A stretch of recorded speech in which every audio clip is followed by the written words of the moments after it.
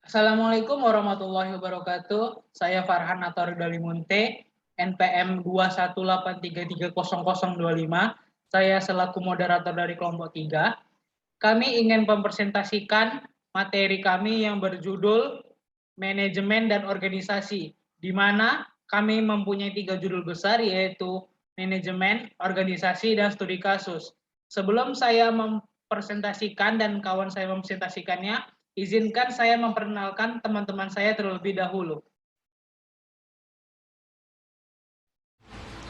Saya Sari Suci Briana Putri, NPM 218330065, kelompok 3.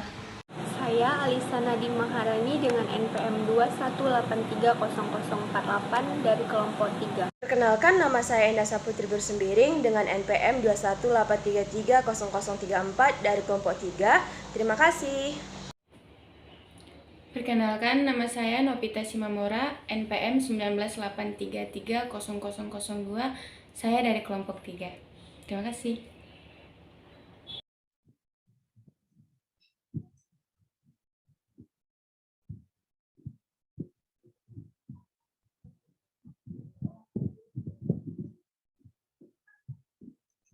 Pengertian dan peranan manajemen. Pengertian manajemen menurut Wilson menjadi salah satu yang paling mudah dipahami.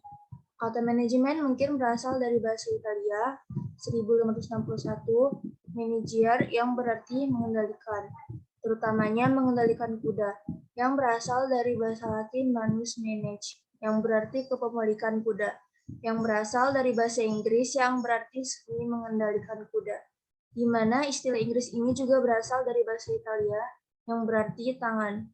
Istilah manajemen memiliki banyak pengertian. Secara universal, manajemen diartikan sebagai penggunaan sumber daya organisasi untuk mencapai sasaran dan kinerja yang tinggi dalam berbagai kegiatan organisasi profit maupun non-profit.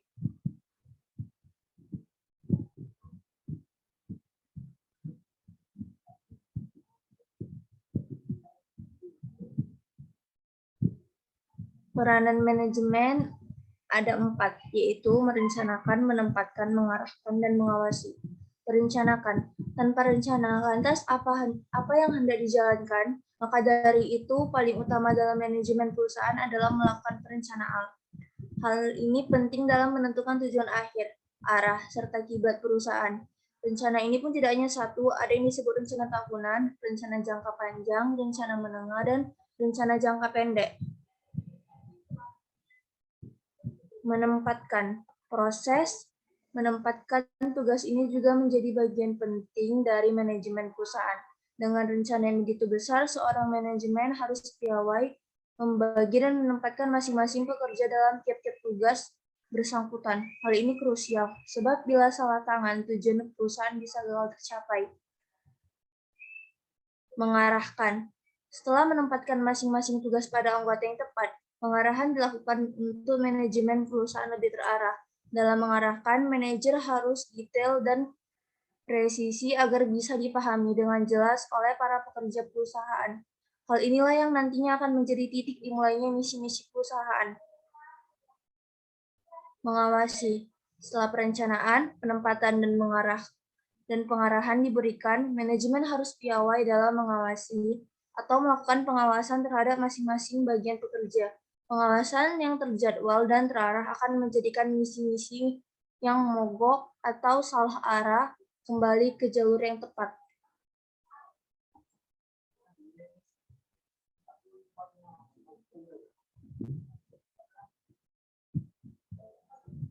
Latar belakang sejarah manajemen. Bukti adanya praktik-praktik manajemen adalah pembangunan piramida di Mesir, pembangunan tembok besar di Cina. Lalu contoh manajemen lainnya adalah pada era 1400-an di Venesia, Italia. Adanya pusat perdagangan di benua Eropa. Ada 2 peristiwa bersejarah yang dapat dijadikan sebagai latar belakang dan sejarah manajemen, yaitu pada tahun 1776, di mana Adam Smith menerbitkan bukunya yang berjudul The Wealth of Nations, di mana dalam bukunya ia menggagas manfaat yang dapat diperoleh oleh masyarakat dan organisasi dari penerapan pembagian kerja atau division of labor Yang kedua yaitu revolusi industri di Perancis yang terjadi sekitar abad 18 di mana para tenaga mesin telah menggantikan tenaga manusia. Fungsi dan proses manajemen. 1. Planning atau fungsi perencanaan. 2. Organizing, fungsi perorganisasian. 3. Actuating, menggerakkan. 4. Directing, pengarahan. 5. Controlling, pengendalian.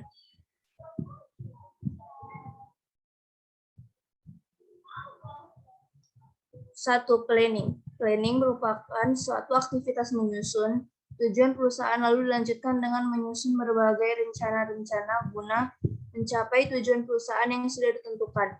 Planning dilaksanakan dalam penentuan tujuan organisasi secara keseluruhan dan merupakan langkah yang terbaik untuk mencapai tujuannya, yaitu Pihak manajer mengevaluasi berbagai rencana alternatif sebelum pengambilan tindakan, kemudian menelaah rencana yang terpilih apakah sesuai dan bisa digunakan untuk mencapai tujuan.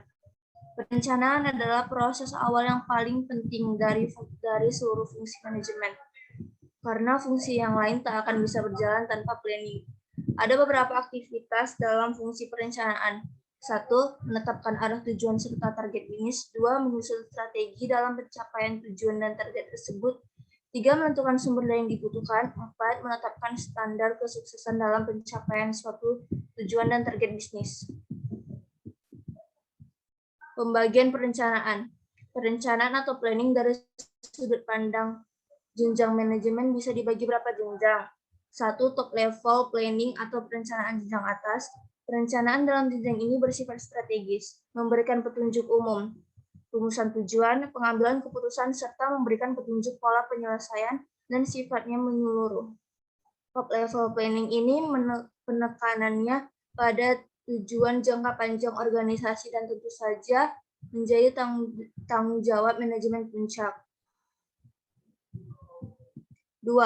Middle level planning atau perencanaan jenjang menengah. Dalam jenjang perencanaan ini sifatnya lebih administratif, meliputi berbagai cara menempuh tujuan dari sebuah perencanaan dijalankan, dan tanggung jawab. Perencanaan level ini berada pada manajemen menengah.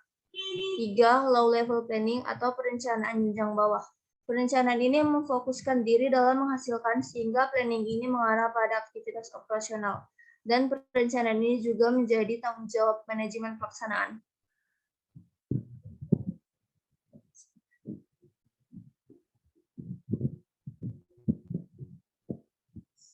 Berikut syarat-syarat perencanaan yang baik selayaknya memenuhi beberapa hal berikut. 1. Mempunyai tujuan yang jelas. 2. Sederhana, tidak terlalu sulit dalam menjalankannya. 3. Memuat analisa pada pekerjaan yang akan dilakukan. 4. Fleksibel, bisa berubah mengikuti perkembangan terjadi. 5. Keseimbangan, mempunyai keseimbangan, tanggung jawab dan tujuan yang selaras di setiap bagian. 6. Mempunyai kesan sesuatu yang dimiliki tersedia dan bisa dipergunakan dengan efektif serta berdaya guna. Manfaat dari planning. 1.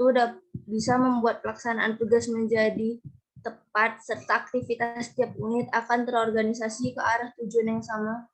2. Dapat menghindari kesalahan yang mungkin akan terjadi. 3. Memudahkan pengawasan. 4. Dipergunakan sebagai pedoman dasar dalam menjalankan aktivitas. Umumnya dalam suatu perencanaan seorang manajer atau pengambil keputusan akan memulai dengan menjawab pertanyaan 5W dan 1H sebagai berikut. 1. What? Seorang manajer harus menjawab pertanyaan apa yang hendak dicapai dan dirumuskan dalam mencapai tujuan tertentu. 2. Why?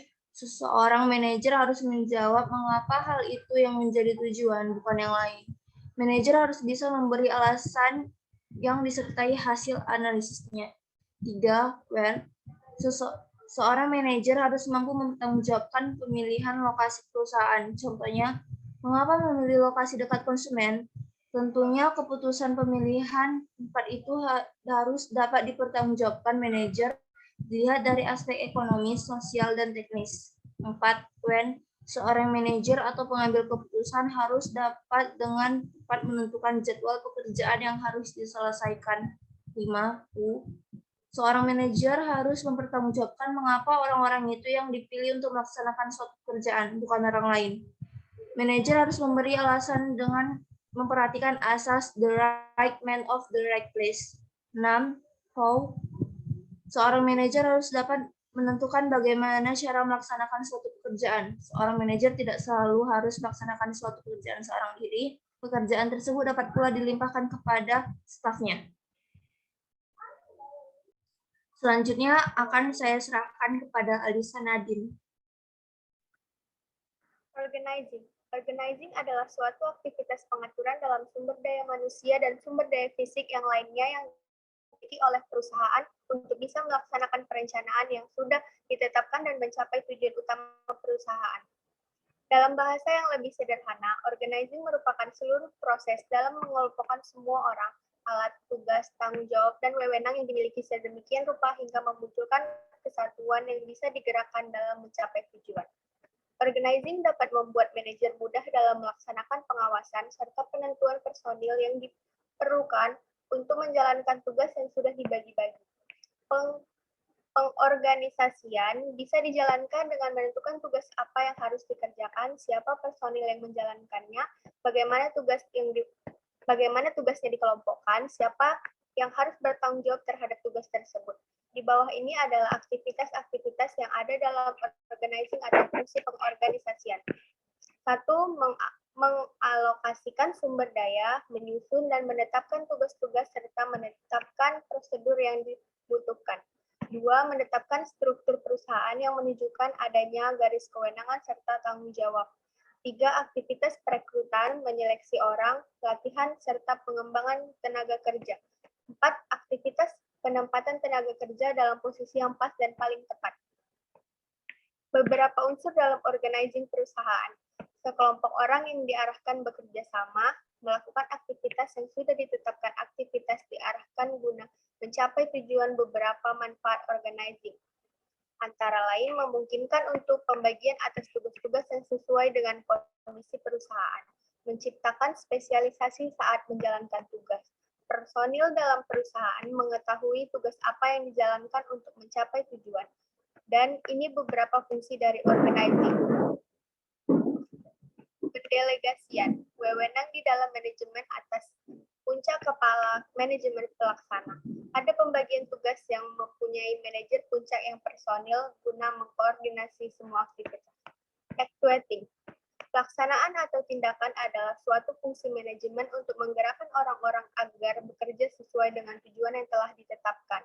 Banyak orang mengambil kesimpulan bahwa fungsi manajemen pelaksanaan merupakan fungsi yang paling penting karena berhubungan dengan sumber daya manusia. Pimpinan organisasi harus dapat memberi motivasi sehingga setiap orang mau bekerja sama dengan orang lain untuk mencapai tujuan.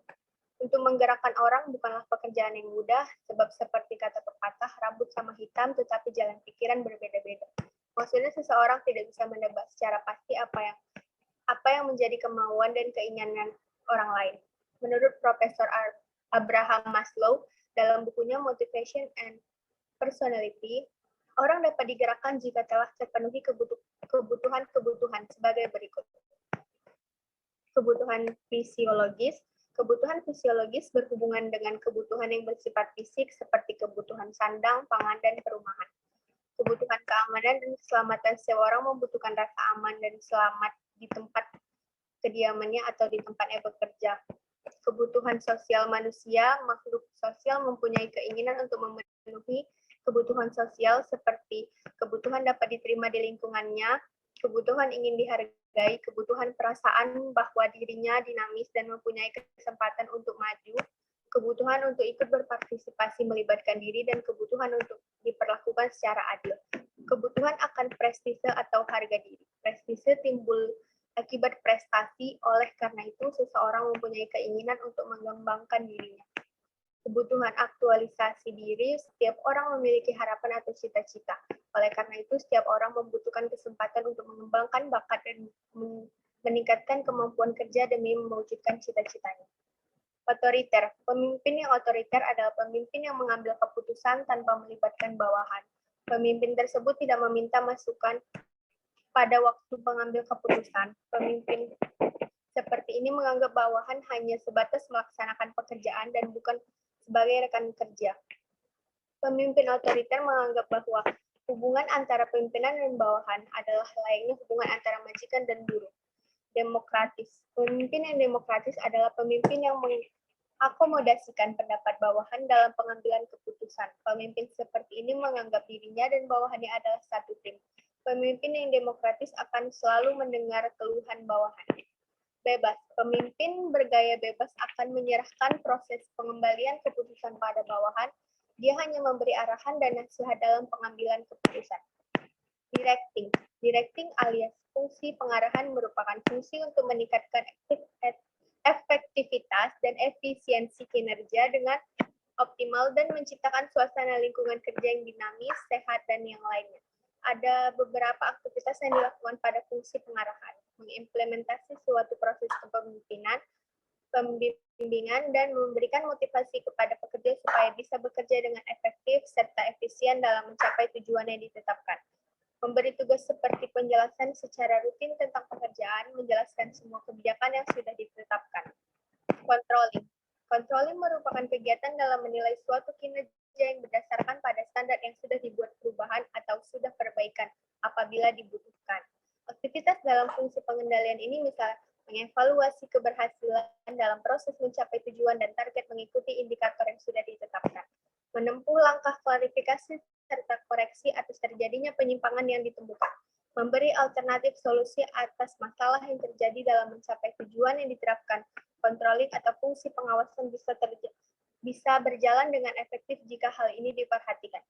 Routing atau jalur, manajer harus bisa menetapkan cara atau jalur guna bisa mengetahui letak di mana sesuatu sering terjadi kesalahan. Scheduling atau penempatan waktu. Dalam penempatan waktu, manajer harus bisa menetapkan dengan tugas kapan semestinya pengawasan itu dijalankan. Terkadang pengawasan yang dijadwalkan tidak efisien dalam menemukan sesuatu kesalahan, dan sebaiknya yang dilakukan secara mendadak terkadang malah lebih berguna. Dispatching atau pemerintah pelaksanaan adalah pengawasan yang berupa satu pemerintah pelaksanaan pada pekerjaan yang bertujuan suatu pekerjaan itu bisa selesai tepat waktu. Dengan perintah seperti ini, pelaksanaan suatu pekerjaan bisa terhindar dari kondisi yang terkatung-katung. Jadi pada akhirnya bisa diidentifikasikan siapa yang telah berbuat kesalahan. Follow up atau tindak lanjut. Apabila pemimpin menemukan kesalahan, maka seharusnya pemimpin tersebut mencari solusi atas permasalahan itu. Dengan memberi peringatan pada pekerja yang dengan sengaja atau tidak sengaja berbuat kesalahan dan memberikan petunjuk supaya kesalahan yang sama tak terulang lagi. Suatu bentuk pengawasan yang bagus seharusnya sesuai dengan kebutuhan dan sifat dari perusahaan. Jadi faktor serta tata perusahaan di mana sebuah pengawasan dilakukan perlu diperhatikan. Suatu pengawasan yang baik harus dilakukan dengan ekonomis jika dilihat dari biaya, bisa menjamin ada aktivitas perbaikan. Maka dari itu perlu disiapkan suatu langkah sebelum pengawasan dilaksanakan seperti tata pola dan rencana perusahaan. Manajemen keuangan. Manajemen keuangan adalah sebuah proses di mana kegiatan yang berhubungan dengan keuangan perusahaan yang dimulai dengan cara mendapatkan dan menggunakan.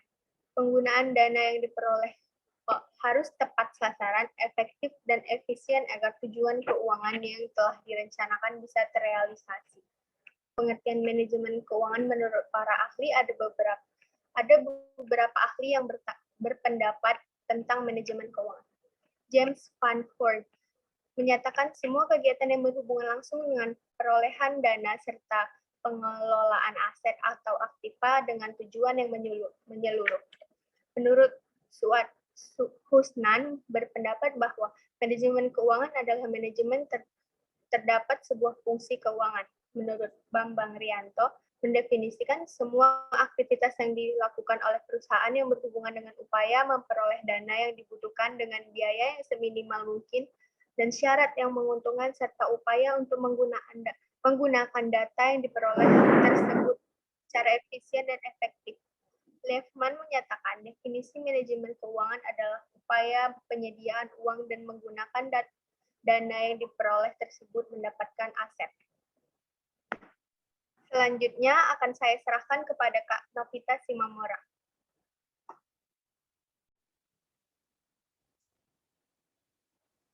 Oke, manajemen sumber daya manusia Berdasarkan pengertiannya, manajemen sumber daya manusia memiliki peran yang sangat penting bagi keberhasilan perusahaan mencapai tujuan.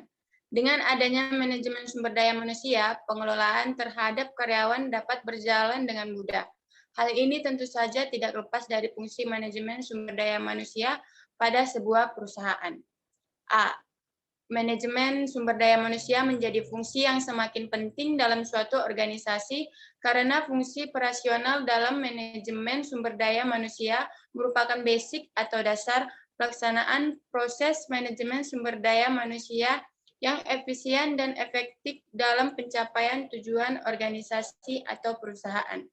Sehingga dengan manajemen sumber daya manusia yang baik maka akan mendapatkan orang-orang yang memiliki kompetensi yang sesuai dengan kebutuhan organisasi.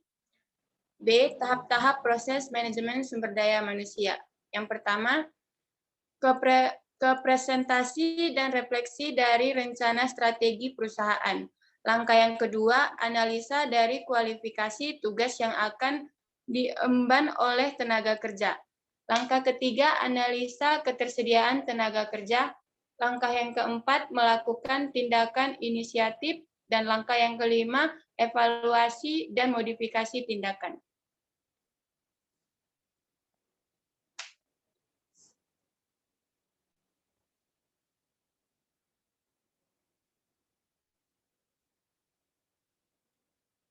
Selanjutnya, perkembangan manajemen sumber daya manusia didorong oleh masalah-masalah ekonomis, politis, dan sosial. Masalah ekonomis, yang pertama, semakin terbatasnya faktor-faktor produksi menuntut agar sumber daya manusia dapat bekerja lebih efektif dan efisien. Yang kedua, semakin disadari bahwa sumber daya manusia paling berperan dalam mewujudkan tujuan perusahaan, karyawan, dan masyarakat. Dan yang ketiga, karyawan akan meningkatkan moral kerja, kedisiplinan, dan prestasi kerjanya jika kepuasan diperoleh dari pekerjaannya. Yang keempat, terjadi persaingan yang tajam untuk mendapatkan tenaga kerja yang berkualitas di antara perusahaan. Yang kelima, para karyawan semakin menuntut keamanan ekonomisnya pada masa depan. Selanjutnya, masalah politis. Yang pertama, hak asasi manusia mendapat perhatian dan kerja paksa tidak diperkenankan. Yang kedua, organisasi buruh semakin banyak dan semakin kuat mengharuskan perhatian yang lebih baik terhadap sumber daya manusia. Yang ketiga, campur tangan pemerintah dalam mengatur perburuan semakin banyak. Yang keempat, adanya persamaan hak dan keadilan dalam memperoleh kesempatan kerja. Dan yang kelima, emansipasi wanita yang menuntut kesamaan hak dalam memperoleh pekerjaan.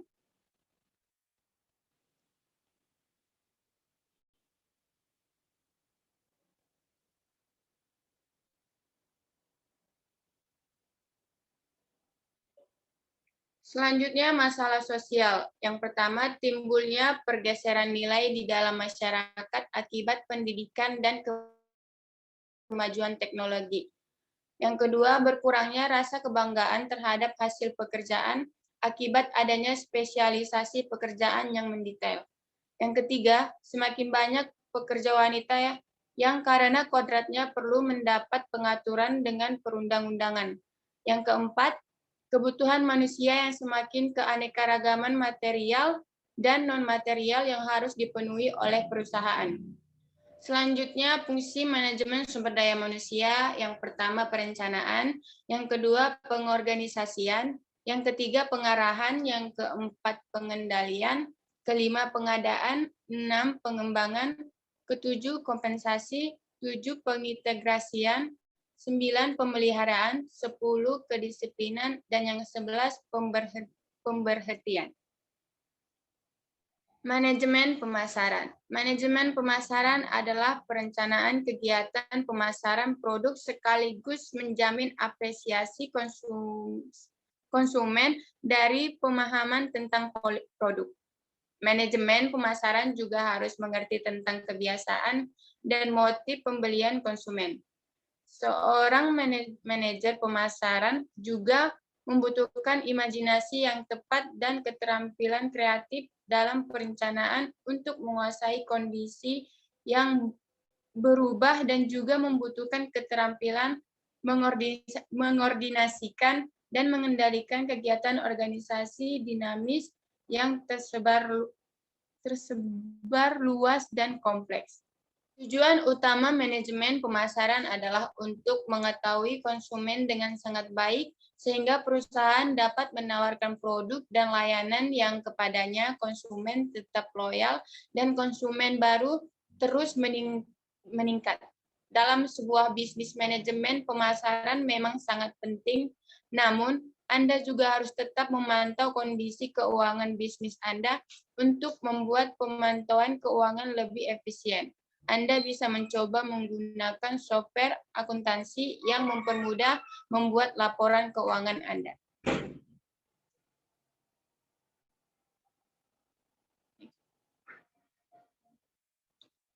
Unsur-unsur manajemen, yang pertama ada sumber daya manusia.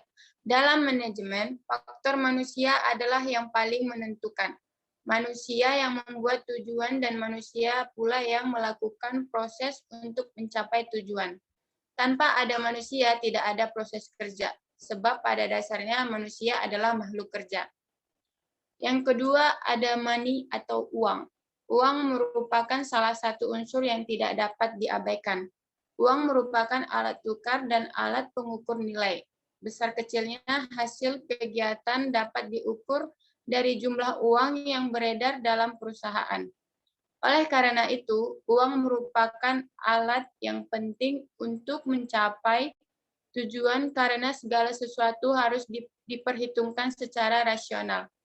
Hal ini akan berhubungan dengan uang yang harus disediakan untuk membiayai gaji tenaga kerja, alat-alat yang dibutuhkan dan harus dibeli, serta beberapa hasil yang akan dicapai dari suatu organisasi. Yang ketiga, material atau bahan. Materi terdiri dari bahan setengah jadi dan bahan jadi.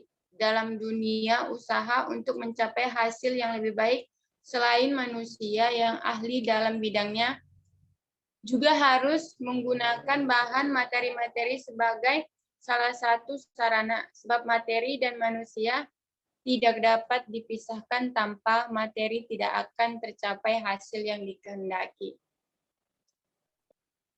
4. Mesin atau mesin. Dalam kegiatan perusahaan, mesin sangat diperlukan.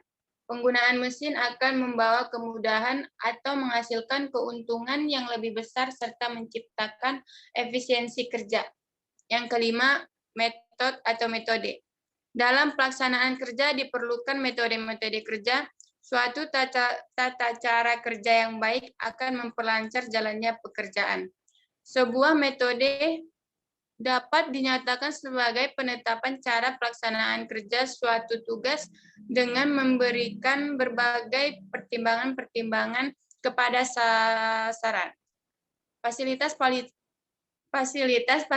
yang tersedia, dan penggunaan waktu, serta uang dan kegiatan usaha perlu diingat. Meskipun metode baik, sedangkan orang yang melaksanakannya tidak mengerti atau tidak mempunyai pengalaman, maka hasilnya tidak akan memuaskan.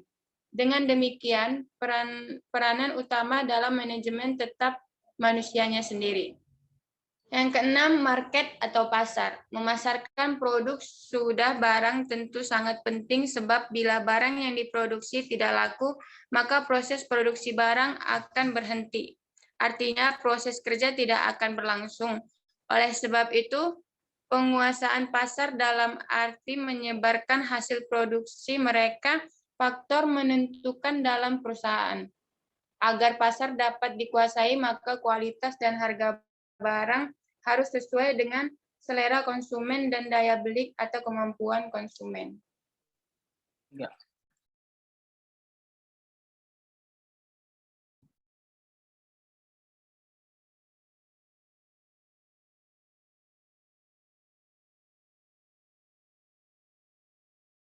Organisasi. Organisasi merupakan sekelompok individu yang terstruktur dan sistematis yang berada dalam sebuah sistem. Definisi lain menyebutkan organisasi adalah wadah untuk sekelompok individu berinteraksi dengan wewenang tertentu. Menurut Bowen and Katz, organisasi adalah suatu proses tersusun yang orang-orang berinteraksi untuk mencapai tujuannya.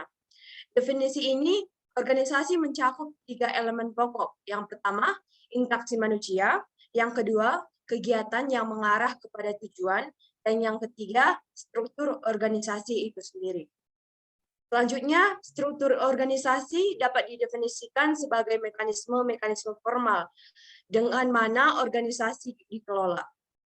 Struktur organisasi menunjukkan kerangka dan susunan perwujudan pola tetap, hubungan-hubungan di antara fungsi-fungsi, bagian-bagian atau posisi-posisi, maupun orang-orang yang menunjukkan kedudukannya, tugas wewenang dan tanggung jawab yang berbeda-beda dalam suatu organisasi.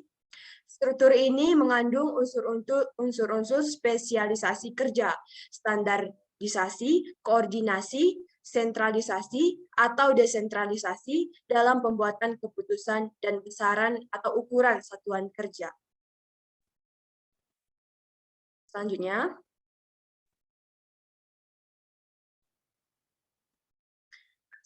ada pun faktor-faktor utama yang menentukan perancangan struktur organisasi adalah sebagai berikut. Yang pertama, strategi organisasi untuk mencapai tujuannya. Yang kedua, dia pada dasarnya menyimpulkan bahwa struktur mengikuti strategi. Strategi akan menjelaskan bagaimana aliran wewenang dan saluran komunikasi dapat disusun di antara para manajer dan bawahan. Dan yang ketiga, teknologi yang digunakan.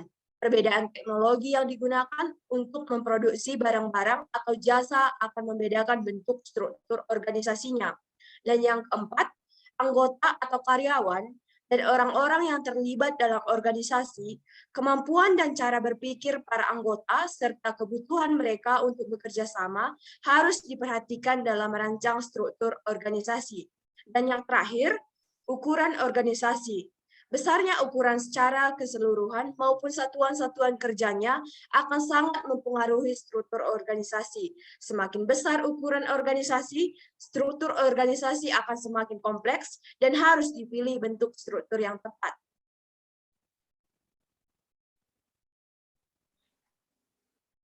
Dan selanjutnya bentuk-bentuk badan organisasi.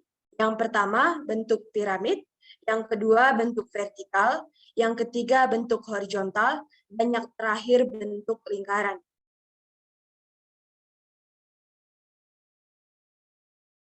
Bisa kita lihat bentuk-bentuk badan organisasi tersebut. Yang pertama yaitu piramid.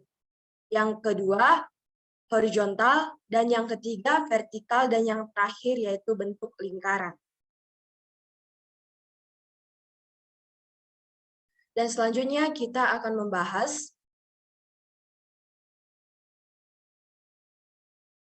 prinsip organisasi. Di sini yang pertama perumusan tujuan yang jelas. Tujuan dan arah merupakan hal yang sangat penting dalam pembuatan suatu organisasi. Karena dari tujuan ini akan terlihat hasil yang akan dicapai baik itu secara fisik maupun non-fisik. Yang kedua, pembagian kerja. Dalam pembentukan suatu organisasi harus terlihat dengan jelas akan pembagian kerja dari masing-masing unit organisasi. Hal ini supaya tidak terjadi tumpang tindih aktivitas dan dapat menghambat tercapainya suatu tujuan. Yang ketiga, delegasi kekuasaan. Dengan adanya pembagian kerja tersebut yang jelas, maka akan terlihat pula garis komando dan delegasi kekuasaan atau wewenang dari masing-masing unit kerja. Keempat, rentang kekuasaan. Rentang kekuasaan merupakan jabaran dari pendelegasian suatu kekuasaan. Parameter dan tolak ukur pun harus menjadi bagian dari rentang kekuasaan, sehingga tidak timbul diktatoris kekuasaan atau kesewenangan kekuasaan tersebut. Yang kelima, tingkat pengawasan.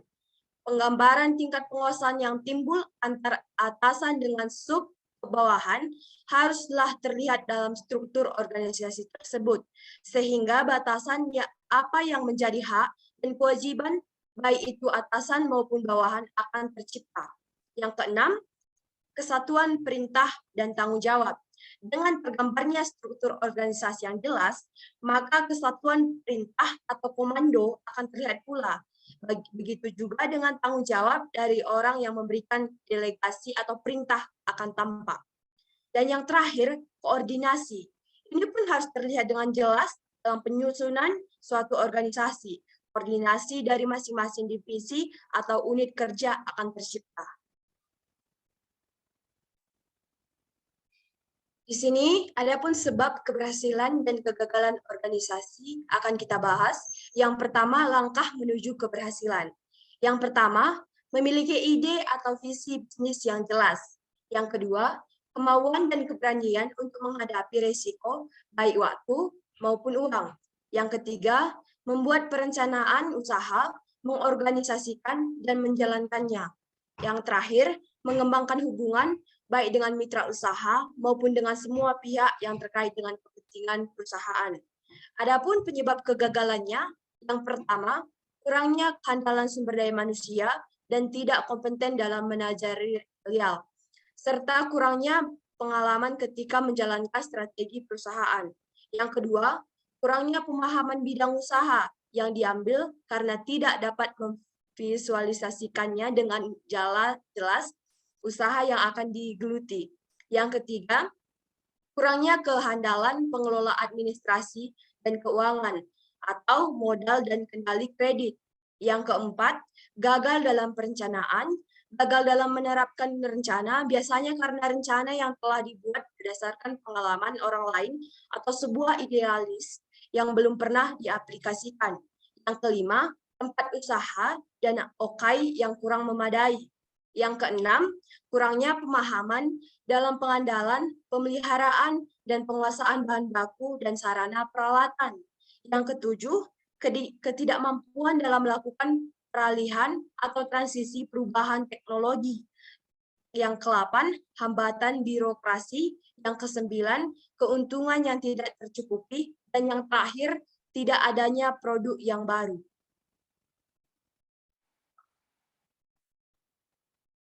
Studi kasus PT MD Picture Tbk. Perseroan berkedudukan di Jakarta dan didirikan dengan nama PT MD Media berdasarkan akta perseroan terbatas nomor 5 tanggal 1 Agustus dibuat di hadapan Frans Elsius Mulyawa, SH Notaris di Jakarta, yang telah mendapat pengesahan dari Kementerian Kehakiman dan Hak Asasi Manusia Republik Indonesia berdasarkan Keputusan Menteri Kehakiman dan Hak Asasi Manusia Republik Indonesia nomor C17650 HT0101TH 2002 tanggal 13 September 2002 serta telah diumumkan dalam Berita Negara Republik Indonesia nomor 76 tanggal 23 September 2003. Tambahan Berita Negara Republik Indonesia nomor 8852 Negara Republik Indonesia nomor 76 tanggal 23 September 2003. Tambahan Berita Negara Republik nomor 885 dan MD Picture adalah perusahaan film Indonesia yang dimana didirikan pada tahun 2007 oleh Damo Punjabi dan Manas Punjabi. Dan ini adalah profil perusahaan MD Picture dan ini adalah logo perusahaan MD Picture. Di mana ini adalah saham awal yang dimana nilai nominal untuk satu lembar sahamnya adalah 1 juta. Sebelum pendirinya adalah Manos Damo Punjabi, Damo Jetmal Punjabi, Sania Manos Punjabi, Sunita Damo Punjabi.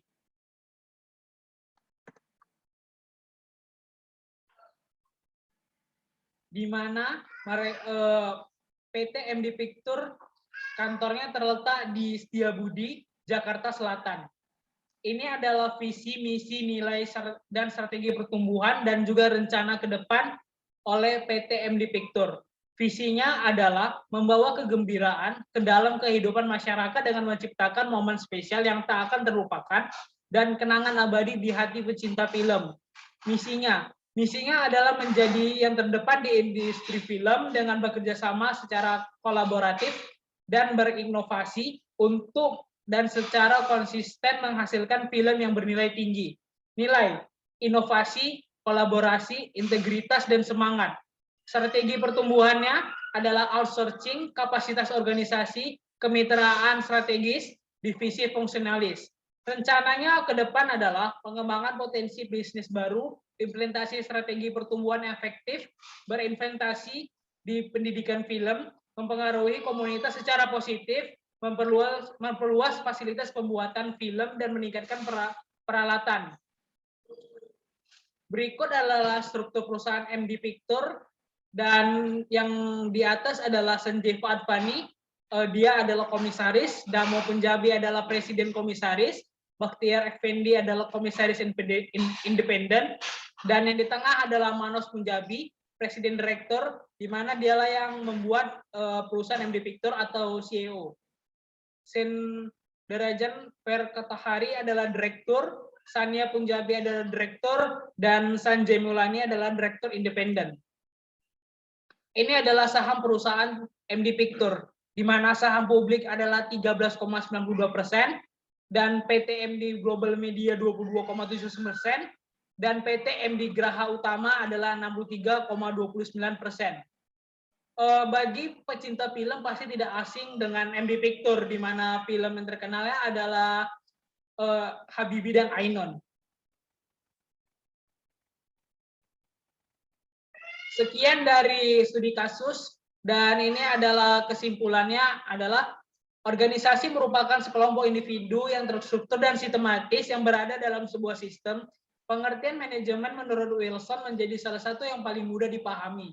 Kata manajemen mungkin berasal dari bahasa Italia pada tahun 1561, managere atau yang berarti mengendalikan, terutamanya mengendalikan kuda, yang berasal dari bahasa Latin manus manage, yang berarti kepemilikan kuda, yang berasal dari bahasa Inggris yang berarti memiliki seni mengendalikan kuda, di mana istilah Inggris ini juga berasal dari bahasa Italia yang berarti tangan. Istilah manajemen memiliki banyak pengertian. Secara universal, manajemen diartikan sebagai penggunaan sumber daya organisasi untuk mencapai sasaran dan kinerja yang tinggi dalam berbagai kegiatan organisasi profit maupun non-profit.